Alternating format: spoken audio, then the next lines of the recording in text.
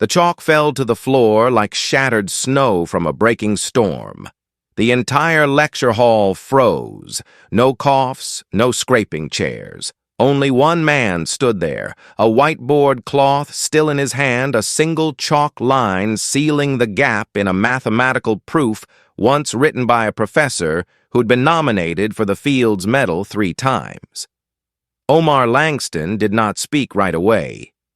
He stood silently before the board, his dark eyes fixed on the numbers as if they contained his entire life.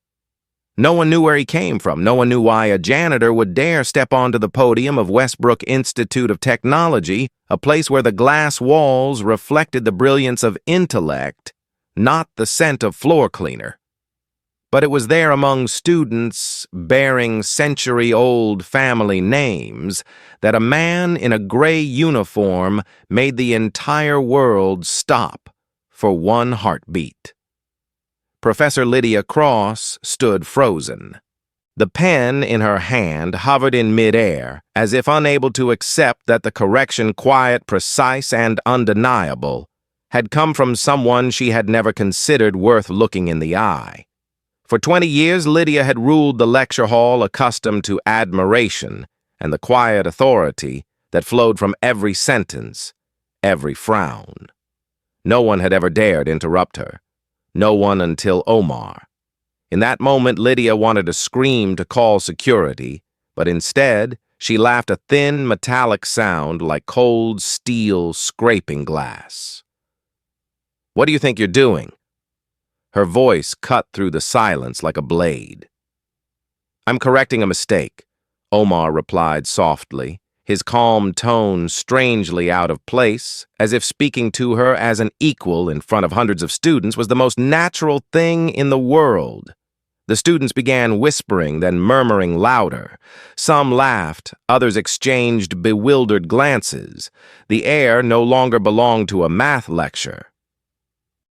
It had turned into a battlefield between prejudice and truth. Lydia looked toward the back row where Omar usually passed each night after the lights went out, pushing his cleaning cart with headphones on, eyes fixed on the floor as if avoiding the gaze of the world. She had never paid attention. Omar stepped down from the podium, not bowing, not rushing. He placed the chalk back in its tray, wiped his hands on his uniform pants, and walked out of the hall as if nothing had happened. But something had happened, and it was like a stone dropped into a still pond, sending ripples no one could stop. 3 hours later, the story had spread across campus. Janitor corrects math professor's mistake. Custodian finds error in advanced algebra lecture. Who is Omar Langston? On the university's internal network, the post had over 3,000 shares in less than an afternoon. But Lydia, the one who had been corrected, was not scrolling social media. She sat alone in her 6th-floor office, gazing out the window at the red oaks lining the courtyard. Her eyes never left the page of her proof. There, on the 3rd line. Omar was right. She was wrong. Part of her wanted to dismiss it, call it luck, plagiarism, coincidence. But another part, the one that had once made her fall in love with mathematics, whispered the truth. The way Omar found the flaw was no accident. It bore the mark of trained reasoning, of genuine mathematical intuition. And so within an academy that measured worth by degrees, titles, and pedigree, Lydia was forced to confront a possibility she had never imagined, that someone without credentials, without prestige, without ever setting foot in a classroom, as a student, could be better than her. The battle had not yet begun, but the seed of conflict had already been planted in a look in a piece of chalk and in the terrifying calm of a man who knew he was right. In the sub-level 2 basement of the Yates Research Wing, where the lights flickered endlessly and the smell of cleaning chemicals never truly faded, Omar Langston returned to his usual routine, wiping dust from desks, replacing trash bags, and collecting half-empty coffee cans that still carried the scent of cold caffeine. As night fell, the campus of Westbrook Institute of Technology sank into silence, broken only by the distant hum of Omar's vacuum as it wound its way through the carpeted corridors. No one called his name. No one greeted him, and that gave him more time to learn. In locker number 108, between bundles of cleaning rags and bottles of disinfectant, Omar kept 3 books, an advanced calculus textbook, a collection of modern mathematics papers from the Clay Institute, and a thick fabric-bound notebook filled with dense handwritten notes from cover to cover. It was his mobile library, a world where theorems and conjectures were the only light guiding him through exhausting shifts. He studied while refilling mop buckets read, while the floor polisher ran automatically, and calculated in his head while cleaning restrooms. 7 years earlier, Omar had been a top senior student in the mathematics program at Princeton University, once called a rare mind of the century by Professor David Kuhn. But in his final year, when his mother died of ovarian cancer, his 10-year-old sister Naomi was suddenly left without anyone to care for her. Omar did not hesitate. He withdrew from school, left his dorm room behind, and started working as a laborer to support her education. Princeton never called again. His old friends gradually forgot him. His gift had become his burden.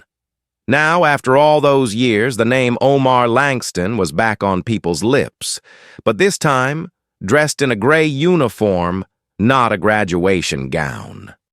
On the 6th floor, Professor Lydia Cross was still analyzing the proof Omar had corrected. She reviewed every line 3 times. There was no mistake. The precision was astonishing. The problem was it didn't resemble plagiarism. There were no traces of copied work from any known source. In fact, the solution had its own distinctive style, an elegant minimalism that could only come from independent thinking. Lydia told herself, maybe he overheard students talking about it. Maybe it was a coincidence. But the question kept echoing in her mind. What if it wasn't? Though she often preached the importance of recognizing potential in everyone deep down, Lydia had never believed true intellect could exist in a janitor's basement. She had been raised in an academic family for 3 generations, attended private schools since childhood, earned a full scholarship to Harvard, a PhD from Oxford, and a postdoctoral fellowship at ETH Zurich. She had never once encountered a mathematical genius without a proper education. At faculty dinners, Lydia and her colleagues discussed functional analysis, second-order logic, and the potential of differential geometry models. None of them had ever considered testing the mathematical abilities of a janitor. Yet since that afternoon, strange silences had begun slipping into her conversations. While reviewing PhD scholarship applications, she caught herself wondering if the applicant were Omar, would I reject him simply because he had no transcript? Meanwhile, in the student cafeteria, Ravi Mehta, an international senior from New Delhi studying computer science, opened his laptop. He had just uploaded a short video to Reddit showing Omar's correction. Westbrook Janitor finds an error in advanced calculus lecture, the caption read. 10 minutes later, the post had over 2,000 views. 30 minutes later, the hashtag #JanitorGenius began trending on Twitter. Omar knew nothing of it. He was still carefully replacing a hallway light bulb. But the world had already started calling his name not as the man who cleaned floors, but as the man who corrected a top professor. And the battle between prejudice and intellect had only just begun. On Monday morning, Westbrook Institute of Technology buzzed with an unusual sense of excitement. Along the main corridor, bright red posters lined the walls with bold golden letters. Westbrook National Mathematics Invitational, where true talent is honored. A nationwide mathematics competition was about to take place, hosted by the mathematics department itself, under the sponsorship of 3 Ivy League universities. The mind behind the event was none other than Professor Lydia Cross. She stepped onto the stage of the grand auditorium with absolute confidence, the spotlight glinting off her gold-rimmed glasses and her neatly coiled hair. Not a single wrinkle out of place, not a detail beyond perfection. She embodied power and control, the very things Lydia had always believed she commanded flawlessly. The Westbrook Invitational is more than just a competition. She began, her deep, resonant voice drawing every ear. It is a gateway into the true academic world. The winner will receive $50,000 and a full doctoral scholarship at any prestigious university, Yale, Columbia, or MIT. The hall erupted in gasps and whispers. Eyes brightened across the rows of graduate students. To them, this wasn't just a prize. It was a ticket to change their lives. Lydia paused for effect, then continued. Although anyone currently employed or studying at Westbrook may register, I strongly suggest you evaluate your own capabilities before applying. The competition will be fierce, and a public failure can leave a stain that's not easily erased. The crowd chuckled softly. But beneath that laughter, her gaze swept toward the back of the hall to a man in a gray janitor's uniform standing quietly by the door, a mop still in his hand. Omar Langston stood there unflinching. He wasn't there out of curiosity. He was there to understand, to see exactly how this system decided who was worthy. Professor Cross smiled thinly, her tone turning sharp. Let's test a small example. This is the kind of problem you'll face in the preliminary round. She turned to the board and began writing an integral problem that appeared simple but was layered with complex integration by parts variable substitutions and higher-order symmetries. Anyone unable to solve this, she said, her eyes still on Omar, shouldn't waste time filling out an application. The students straightened up, pencils poised. The room fell silent except for the sound of scribbling pens and tapping calculators. After 10 minutes, Lydia called on a few students to present their solutions. She nodded, pleased by their technical accuracy. Good. This is the basic level we expect. Just as she was about to erase the board, a calm voice rose from the back of the room. Professor Cross, the problem can be solved more efficiently by exploiting its symmetry. Everyone turned. Omar walked slowly toward the front. No smile, no raised brow, only certainty in his eyes. Lydia's hand froze midair. The room went still. Oh, she said with a cold smile. You again. Well then, please, by all means. Show us. Omar stepped onto the stage as if he had walked it 1,000 times before. He picked up the chalk like a musician lifting a bow, steady, confident, deliberate. Instead of diving into the tedious chain of integration steps, he began by transforming the original function into a symmetrical expression, then skillfully reduced it using a variable permutation. The final answer appeared in 6 elegant, concise lines, glowing with clarity. The result is the same, he said, but this approach reveals why the expression holds that value. It's not just calculation, it's understanding the essence. The entire hall went silent. No one laughed. A few students nodded slowly, admiration flickering in their eyes. Lydia Cross stood motionless, still holding her piece of chalk.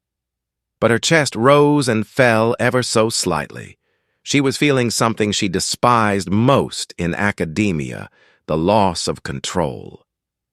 In that moment, no degree, title, or accolade could shield her from the realization that she was being challenged. And this time, the challenge came from a man she had once thought unworthy of even a name. The microphone crackled softly. "Thank you, Mr. Langston." Lydia said, her voice sharp as a blade. "Then, I suppose we'll see you in the official preliminaries." And in her eyes, for the first time, there was not disdain, but caution. Because she knew the janitor, without a degree, had just stepped into a world she thought belonged only to her. The storm had begun, but who would be the one swept away? The answer waited in the next round. The mathematics department bulletin board drew an unusual crowd that morning. 12 names had just been posted, the finalists who had advanced to the preliminary round of the Westbrook Invitational. Among them, surrounded by candidates from prestigious institutions like MIT, Stanford, and Columbia, the final name stood out in a way no one expected: Omar Langston Night Facilities. A burst of laughter erupted from the back. One student snapped a photo of the list and uploaded it online with the caption, "Is this a math competition or a janitorial contest?" Omar wasn't there to hear it. He was checking the floor scrubber in Building E.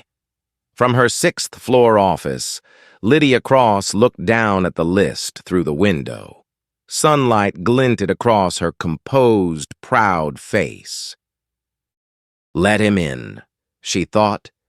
"He'll learn soon enough where he belongs." On the morning of the preliminaries, the contestants gathered in a glass-walled conference room on the 10th floor. Each had a writing board and a stack of paper.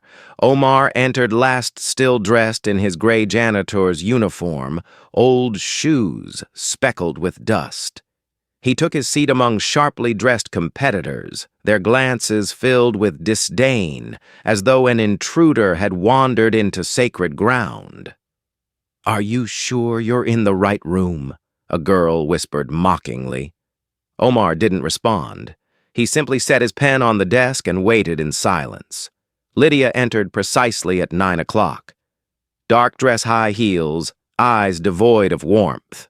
"3 problems," she said, crisply. 90 minutes, no materials, no assistance. Everything will be recorded. We demand absolute transparency." The problems appeared on the screen. Problem 1, optimize a 3-variable function under a linear constraint. Problem 2, analyze the structure of a matrix with degenerate conditions. Problem 3, determine the convergence of an infinitely alternating conditional series. The atmosphere thickened. The contestants bent over their papers, writing furiously, formulas spilling from their pens like reflexes. Only Omar remained still. He didn't rush to calculate. He read the questions as though reading a map. In his mind, each problem took shape: the first as a geometric intersection, the second hiding a Fibonacci-like recurrence, the third recalling a classical solution he once read from Abel's works. Then he began to write. No excess, no showing off. Each solution was brief, elegant, and intuitive. When the judges collected the papers, one assistant paused, visibly surprised, lingering longest at Omar's desk. During lunch break, Omar sat quietly in the hallway holding a sandwich bought from the vending machine. Ravi Mehta, a senior student, approached with a nod. "I recorded your integral solution last week," he said. "It's blowing up on TikTok, over 200,000 views now." Omar gave a faint smile. "I don't use social media. People are calling you the janitor genius. What do you think about that?" "As long as they don't forget the word genius," Omar replied. That afternoon, the results were posted. The name Omar Langston Night Facilities remained there, clear and unmistakable. No one laughed this time. Lydia looked at that name once more. She said nothing, but deep down, she understood this was no longer a joke. It was a challenge, and she would not allow herself to lose. The clock in the auditorium struck 10 sharp as Lydia Cross stepped onto the stage, the cold white lights washing over her poised figure in a perfectly tailored charcoal gray dress. After the controversial preliminary round, she opened the press conference to announce the official contestants with a voice devoid of emotion. 12 competitors, 3 rounds, 1 winner, and $50,000, she added, looking straight into the camera, along with a direct entry doctoral opportunity at any Ivy League university. Behind the gleam of prestige, there was a truth no one else knew. Lydia had personally designed the entire structure of this year's competition with one purpose: to eliminate Omar Langston. Each problem had been crafted from advanced theoretical topics rooted in mathematical physics frameworks that only those with postgraduate training could comprehend. There would be no room for intuition, no space for self-taught minds. "He's smart," Lydia admitted privately to her assistant during a closed meeting. "But intelligence without foundation is like fireworks, bright for a moment, then gone." Across campus, in the basement storage room, Omar continued his work. In his hands were not graduate textbooks, but a worn collection of old lecture notes, copies of classical works by Gauss, Euler, and Riemann. He knew he couldn't beat his opponents with speed or memorized formulas, but he possessed something they didn't: the ability to see the essence buried deep within the problem itself. That evening, while pushing his cleaning cart through Research Wing B, Omar passed a group of students discussing strategies for the competition. One of them said loudly, "Everyone knows Omar won't make it past the first round. After all, he's just a janitor." He paused for a second, then kept walking without a word. But something inside him began to burn, not out of anger, but recognition. It was the same prejudice that had driven him to leave Princeton 7 years earlier. Round 1 began 2 days later. The format required each contestant to solve a problem live at the board under public observation. The first question proved that the sum of consecutive odd numbers always forms a perfect square, a classic problem. Most contestants used mathematical induction proper, complete but mechanical. They filled the board with long equations, finished their proofs, and stepped down with satisfied expressions. When it was Omar's turn, he didn't use formulas. He drew dots. 1 dot, then 3, then 5, then 7. Each layer of dots formed a square 1 dot for the first 3. For the next layer 5, for the next building outwards in perfect balance. "Look," he said softly, his voice calm but clear. "Each time you add an odd number, you're adding a new border around the square, and a square is always a perfect square." The hall fell silent. Not because he was right, but because he had made mathematics simple and breathtakingly beautiful. Dr. Alan Becker, a visiting professor from the University of Chicago, leaned over and whispered to Lydia. "He didn't just solve the problem, he told a story with mathematics." Lydia pressed her lips together. She didn't like this, because she understood the audience had begun to like him. The results for round 1 were announced that same day. 6 contestants were eliminated. Omar remained. No one called him a janitor anymore. The media began to take notice. Student blogs lit up with headlines like, "The janitor who outsmarted the elites and brilliance without a badge." Soon a new hashtag was born: "Genius in uniform." As for Lydia, she knew she had to go further. Otherwise, this story would spiral beyond her control. She had never feared an uncredentialed rival before. But for the first time, she began to fear something far greater, the truth.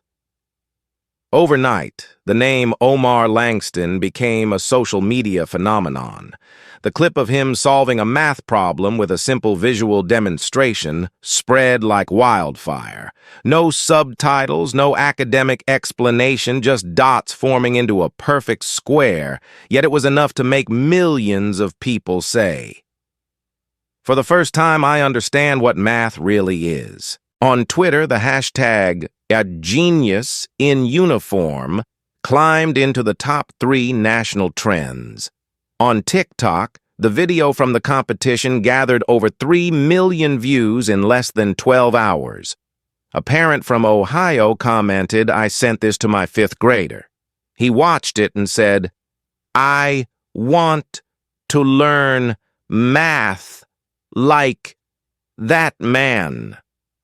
In her office, Lydia Cross stared at the flashing headlines on her monitor. She was no longer facing a janitor. She was facing a symbol, one that students, the media, and even her colleagues, who once treated mathematics with indifference, had begun to admire. "This is no longer a competition," she murmured, eyes fixed on the screen. "This is a battlefield between intuition and the system." That evening, Omar finished his shift late.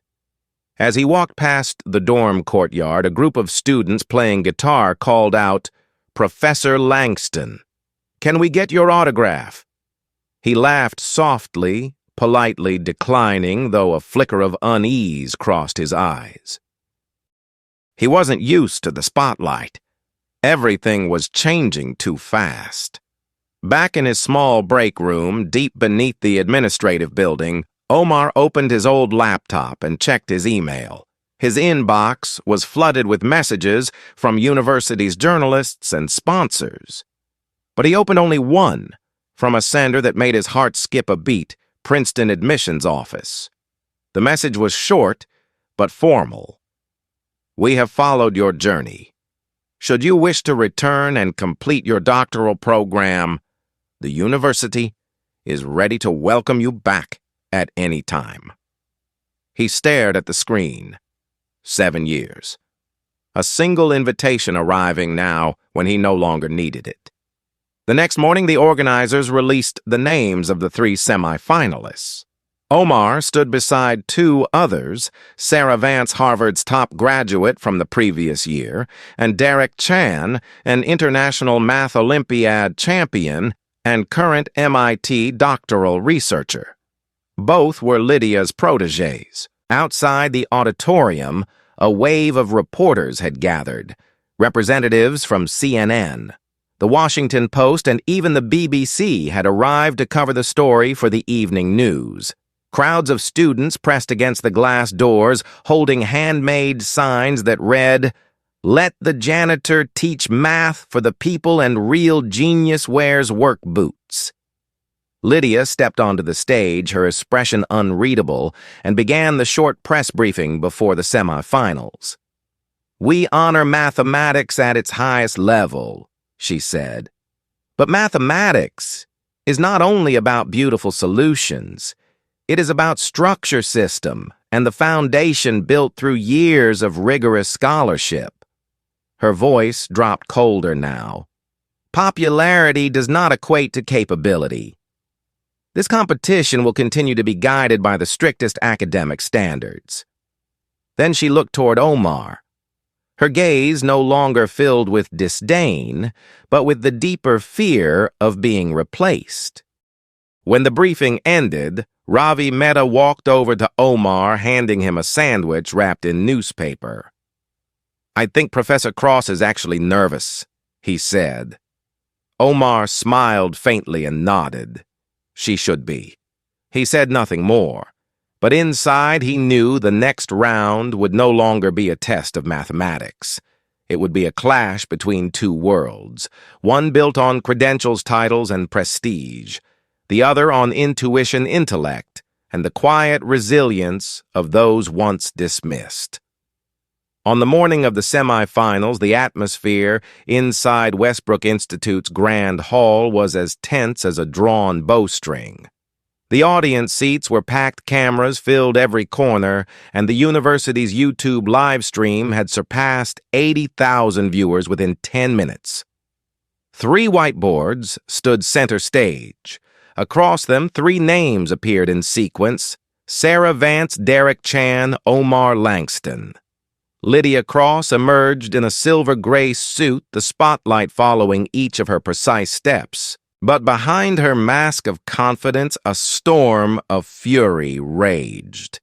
The competition she had created to reaffirm academic authority had turned into a stage celebrating a man with no degree. The media called him a genius, the students called him a symbol, and even guest professors had begun asking the question she feared most. Does a title really define intelligence? Lydia could not let that happen. Ladies and gentlemen, she began, her tone firm and metallic. Today's semifinal will push the contestants to the very core of modern mathematical analysis. One problem: limited time, evaluated by the highest academic board. A smattering of applause followed. No one was there to see the process. They had come to witness either a miracle or a downfall. The problem appeared. Determine the conditions of convergence and analyze the behavior of the infinite series defined by the following expression. A tangled chain of numbers filled the screen, layered with dependent variables and uncertain convergence rates. The contestants' faces tightened instantly. Sarah and Derek dove in expanding formulas and employing graduate-level techniques: absolute convergence tests, limit analysis, complex substitutions.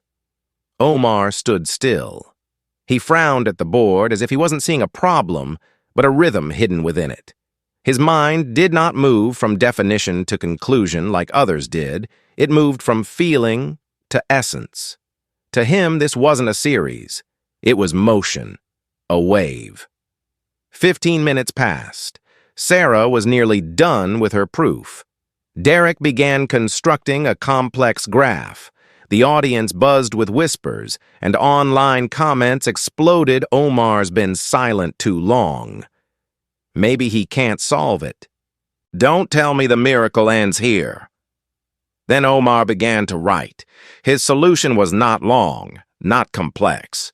He drew a number line, then traced a series of wave patterns representing the series values over time. He spoke not in academic jargon, but in clear human language. Imagine a ball bouncing, he said softly. At first it bounces high, then each time a little less. The question isn't whether the ball keeps bouncing, but whether it ever stops. This series behaves the same way. It's an oscillation, losing energy over time with small external forces interfering.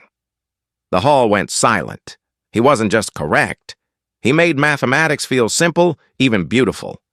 Professor Rodriguez, seated among the judges, leaned forward, eyes fixed on Omar's board. She thought to herself, this isn't mathematical technique. This is musical sensitivity to numbers. Lydia clenched her fists beneath the table. She couldn't stop the applause. She couldn't stop Sarah and Derek from looking at Omar no longer with arrogance, but with genuine respect. The semi-final results were announced. All 3 would advance to the final round. No one was eliminated, but the public had already chosen their champion in their hearts. That evening, Lydia sat alone in her office, staring through the window at the courtyard below, where students cheered and gathered under the nightlights. A large banner hung across the main gate, the words painted by hand. Not all PhDs wear suits. Some wear janitor boots. Lydia understood if she didn't act in the final round, everything she had built would collapse at the hands of a man she had once thought invisible. But now he was more visible than anyone. 3 days before the final round, Lydia Cross entered the closed conference room of the judging committee carrying a stack of papers more than 300 pages thick. She set them down on the table, the motion graceful but deliberate, like placing the final piece on a chessboard. "This will be the final exam," she declared. "A 3-part challenge, based entirely on my doctoral dissertation." The room fell silent. A professor from Yale frowned. "Lydia, this problem set? It hasn't been publicly released, has it? All the better?" Lydia replied, her eyes sharp as glass. "It requires advanced mathematical physics, nonlinear analysis, and an exceptional level of abstract reasoning. Perfectly suited for the final." Elena Rodriguez, representing Stanford, sat quietly unease, flickering in her gaze. "Are you sure this is a fair assessment?" she asked. "We are testing mathematical talent, not repeating a PhD defense." Lydia didn't answer, but inside she had only one goal left: to destroy the phenomenon of Omar Langston right on the stage where the public had begun to idolize him. That night, Omar returned to his small basement room beneath the administration building. His gray uniform was soaked in sweat, his eyes sunken from sleepless nights. On the old wooden desk lay a thin envelope, the outline for the final round. As he read the first few lines, his heart sank.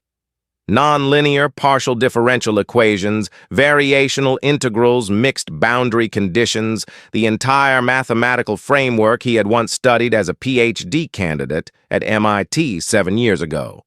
7 years without classrooms, without conferences, without mentors. Only long nights, a floor polisher, and scraps of paper hidden beneath trash can lids. In that moment, Omar understood.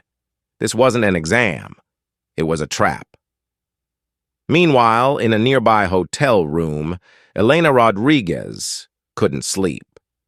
All afternoon, she had been haunted by the familiarity she felt each time Omar solved a problem, that same intuition, that same style, the way he used classical reasoning instead of trendy technical methods.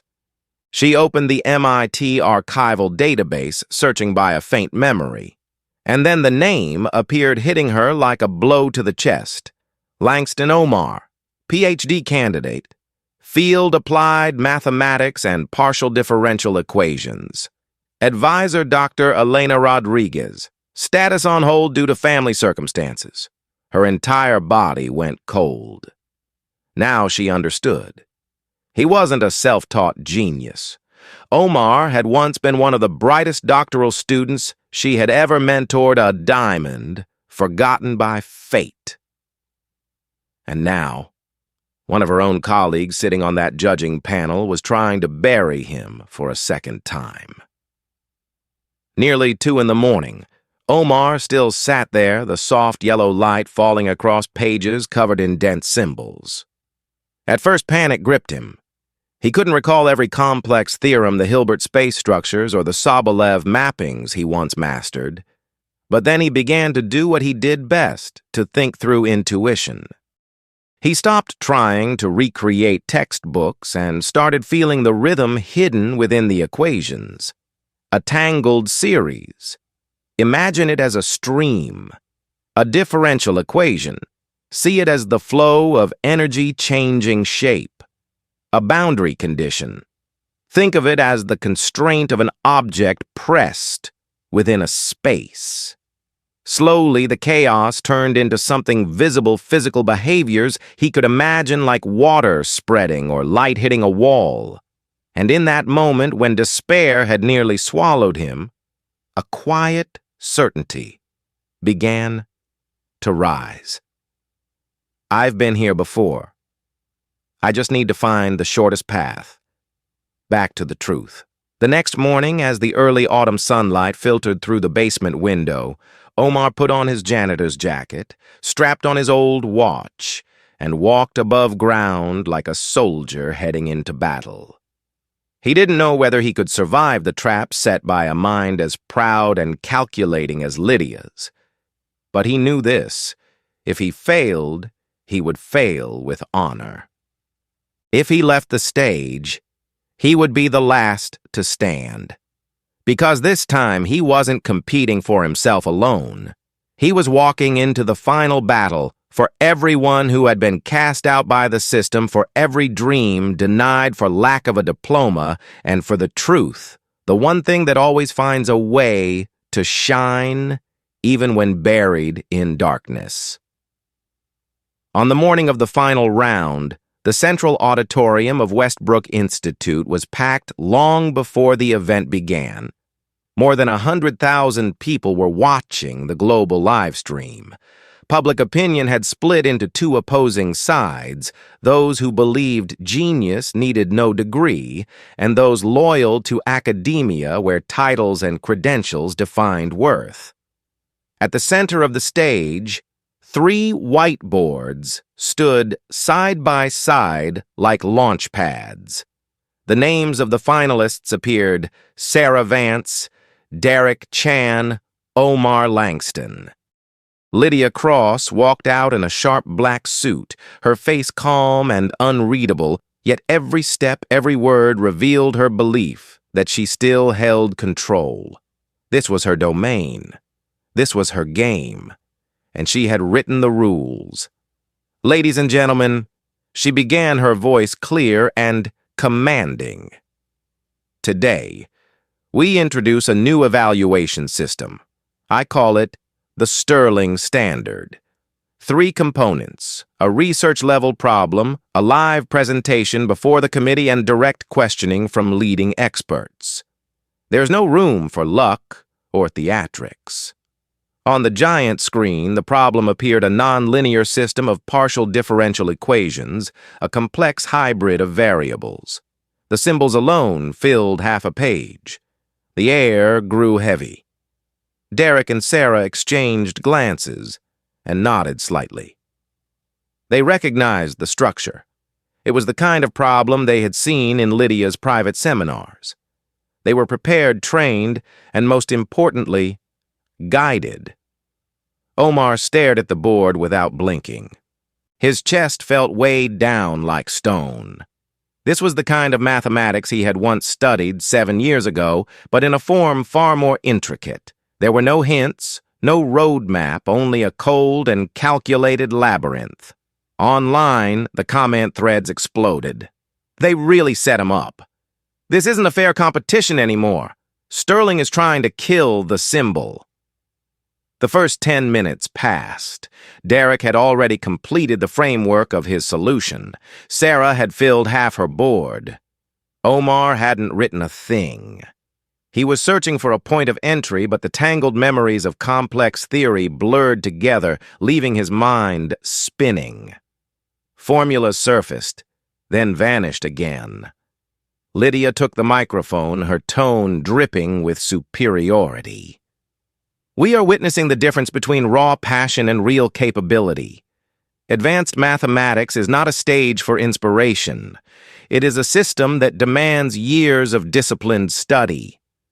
Omar picked up the chalk, his hand trembling slightly. He wrote a few lines, then erased them. Wrong. He tried again. Another dead end. The spiral of mistakes pulled him deeper into panic. 30 minutes in a major error in his function transformation caused his entire argument to collapse. The hall seemed to hold its breath. The cameras captured the moment Omar froze, sweat forming on his brow as the chalk slipped from his hand. Lydia didn't miss her moment. Perhaps she said coolly, "We should allow contestants who fall short of the standard to withdraw with dignity rather than continue proving the limits of self-study." It wasn't just an insult, it was a blade to his pride. The entire auditorium went silent. The online audience paused for a heartbeat before erupting with desperate comments. "Don't let them break you. Omar, don't give up. You didn't come this far to walk away." Omar sank into his chair, staring blankly at the board, the symbols reflecting back at him like a nightmare from the past. The lights The cameras, the expectations, all of it pressed down on him. The shadow of failure looming closer. Time ticked away like a clock burying his faith. Then a voice broke the silence.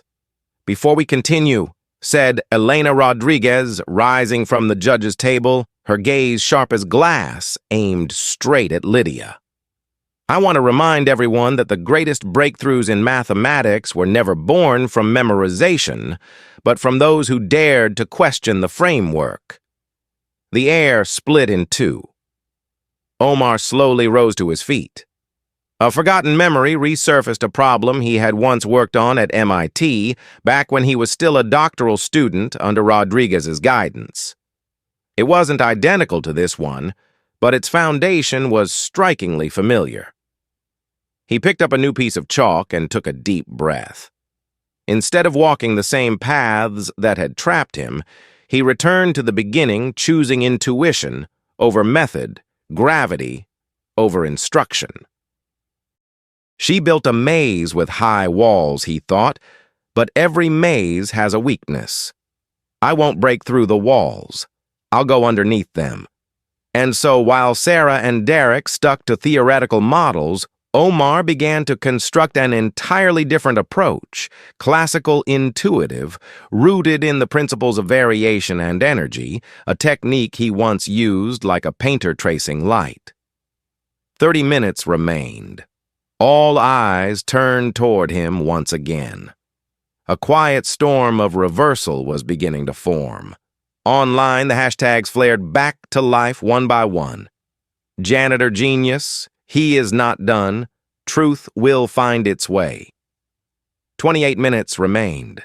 While Sarah and Derek continued to develop their solutions using modern academic techniques, Fourier expansions, Sobolev, mappings, fractional derivatives. Something extraordinary was quietly unfolding at the center board. Omar Langston, in his faded janitor's uniform, began writing symbols no one expected. They weren't modern or fashionable, but so classical they seemed pulled from a forgotten era. Instead of complex mappings, he built a simple energy model based on 19th century principles. He simplified the differential system, then linked it to the natural principle of variational continuity. He avoided the familiar graduate-level theorems entirely, taking the entire auditorium backward in time to Euler-Lagrange and d'Alembert. His steps weren't fast, but they were deliberate and elegant like an artist, tuning a single violin amid a roaring orchestra. Dr. Elena Rodriguez watched in breathless silence, her hand trembling as she realized what was happening. This was not a lucky solution. It was an independent, deeply creative approach, founded on fundamental mathematical truths the modern world had all but forgotten. Sarah glanced over at Omar's board and froze for a moment. Her train of thought faltered for the first time. She wasn't sure she was the one who truly understood the problem. Derek frowned. "What he's doing isn't in any textbook," he whispered. "No," Sarah murmured back. "But it makes sense." 15 minutes left.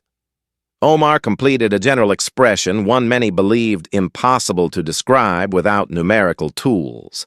But he didn't just describe it. He explained it. Pointing at the board, he spoke in a calm, steady voice.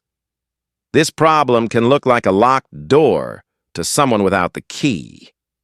But if you change your perspective, not forcing it open but moving around the structure, you'll see it's actually an old minimal energy problem in disguise."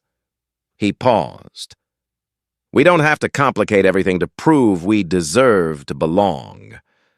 Sometimes simplicity is the smartest path."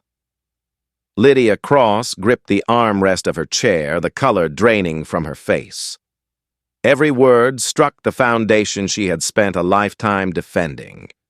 He was solving the very problem that had taken her 3 years to complete, but in a completely different way, a way she had once dismissed as lacking depth. The crowd began to murmur. The cameras zoomed in on Omar's board, filled with elegant classical formulas flowing seamlessly together. A Princeton judge leaned toward Rodriguez and whispered this approach. "It's even more efficient than the original." Rodriguez nodded, eyes locked on the board. "Not just efficient," she said softly. "It's alive." Time was up. Omar set the chalk down, wiping the dust from his fingers onto his pants. He didn't know how the judges would score him, but as he stepped back and looked at the board, he knew one thing: he had given everything he had and everything he believed in. The panel began evaluating each presentation. Sarah went first, then Derek, both brilliant, technically flawless, academically precise. But when Omar's turn came, the hall fell silent. He approached the microphone with no notes, no PowerPoint, only himself, a mind once buried by prejudice and a solution that had risen above every standard. "I don't come from an Ivy League school," he began. "I don't have a doctorate, a research office, or an academic grant. But I do have one thing that no system can take away: mathematical truth. Every tool I use today came from a time when science had no hierarchy, when knowledge wasn't ruled by titles and degrees. And I chose them not because I lack access to modern techniques, but because I believe truth doesn't need an upgrade." The first applause came from the back row. Then it spread. Then it erupted. Lydia remained motionless in her seat. But she knew the game was over. Omar Langston was no longer the janitor who could solve math problems. He had become a flame, one that burned down an entire system built on measuring intelligence by titles and chairs. And everyone who had once laughed at him now had no choice but to listen. After the final presentation, the judges retreated to a private room to deliberate. The entire auditorium remained silent, waiting. More than 100,000 viewers still watched the live stream, none willing to look away.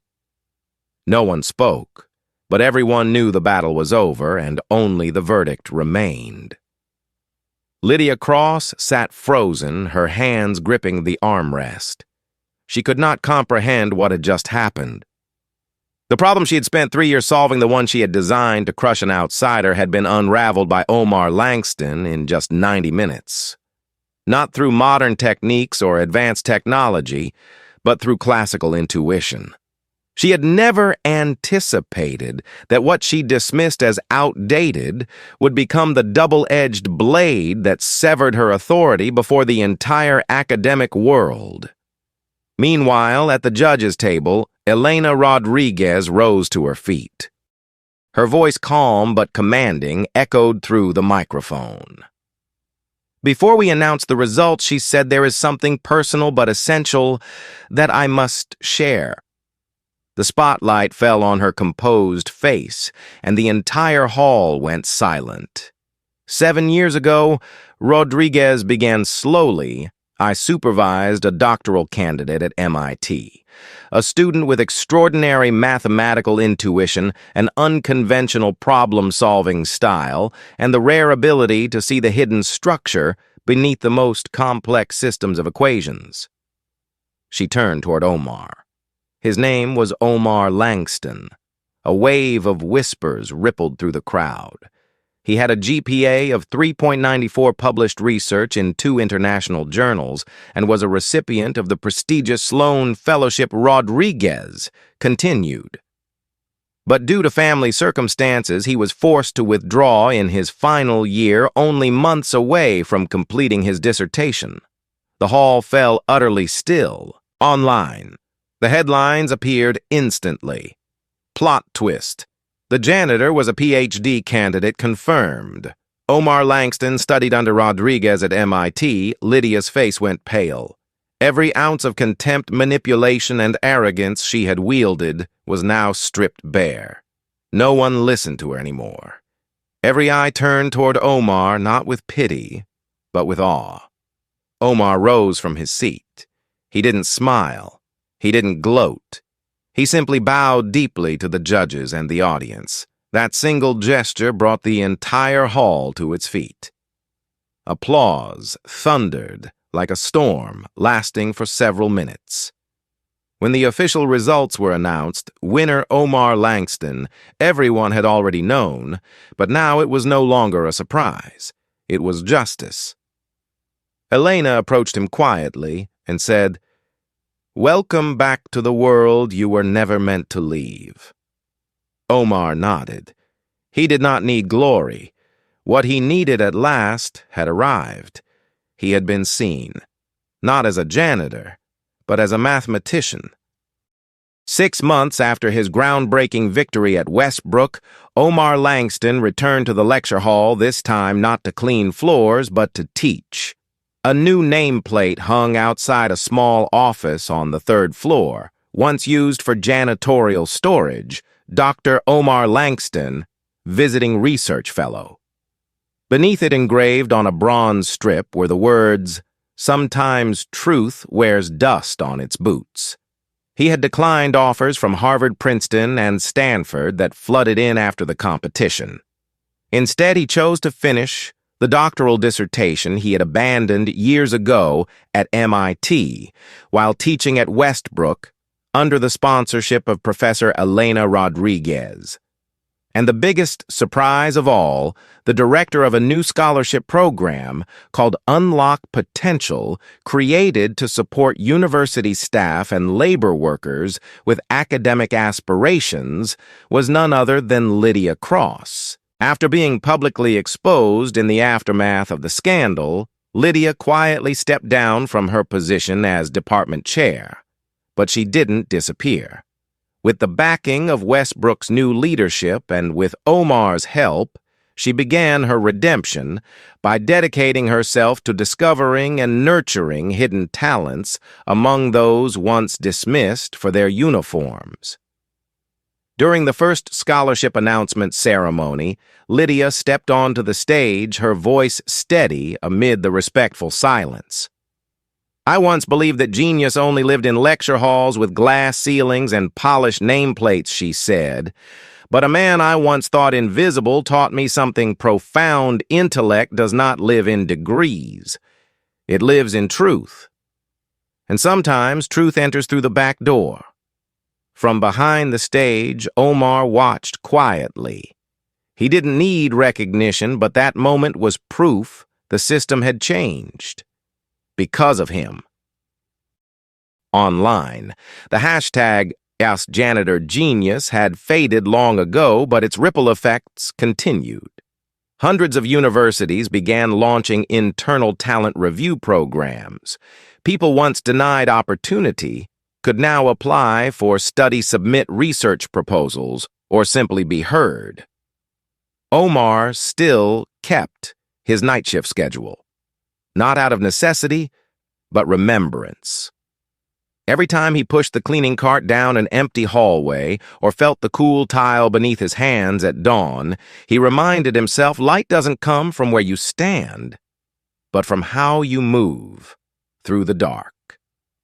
One late afternoon, Omar and Lydia sat together at a small cafe on campus, watching the courtyard glow softly under the streetlights.